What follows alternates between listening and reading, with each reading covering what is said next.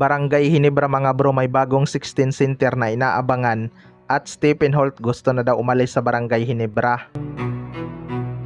So maraming ang dismayado kay Stephen Holt last conference mga bro dahil hindi ito nagpakita ng impressive na performance sa semifinals. Inconsistent na kasi itong si Stephen Holt pagdating sa scoring department, kaya after ng talo na yun, majority ng mga Hinebra fans gusto nang i-trade si Stephen Holt habang mataas pa daw ang kanyang trade value at kumuha sila ng quality big man. Ayon nga sa source mga bro, gusto na daw umalis ni Stephen Holt sa Barangay Hinebra dahil sa paninisi ng ibang fans. Well, para sa akin mga bro, kailangan talagang mag-step up ni Stephen Holt sa opensa.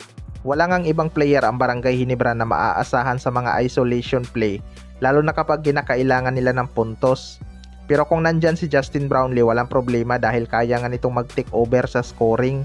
Pero ngayon ngang Commissioner's Cup mga bro, kinakailangan talaga ni Stephen Holt mag-step up upang makuha niya ulit ang tiwala ng mga Hinebra fans. Alam naman natin kung gaano kalakas noon si Stephen Holt sa Tira Perma Jeep bago siya nalipat sa Barangay Hinebra. Binago lang talaga ni Coach Timcon ang kanyang role, kaya nagbago din ang kanyang laro. Marami naman sanang player ang Barangay Hinebra na kayang dumipinsa, pero iilan lang sa kanila ang kayang umiscore ng maganda. Kailangan ngang maibalik ni Stephen Holt ang kanyang laro at maging aggressive ulit.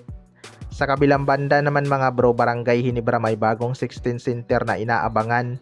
Ito ngang Barangay Hinebra ay main problem ang center position.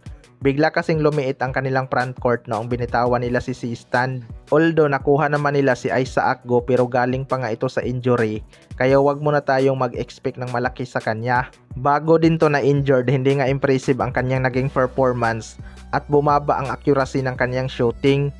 Pero ayon nga sa source mga bro, inaabangan na daw ng Barangay Hinebra ang 16 center ng Tira Perma Jeep. Nakakapirma lang ng 3-year contract. Well, para sa akin mga bro, malaking addition talaga sana tong si Gio Cho sa Barangay Hinebra. Marami na rin tong experience sa labas ng bansa dahil naglaro na to sa iba't ibang liga at kaka-champion lang din nito sa MPBL. Hindi man ganun ka-impressive ang kanyang performance, malaking bagay pa rin ang kanyang pressure na kayang ibigay sa depensa. Pero ang concern lang dyan mga bro, hindi pa nga siya pwedeng makuha agad ng Barangay Hinebra dahil sa PBA rules na kapag first overall pick bawal ngang i-trade agad.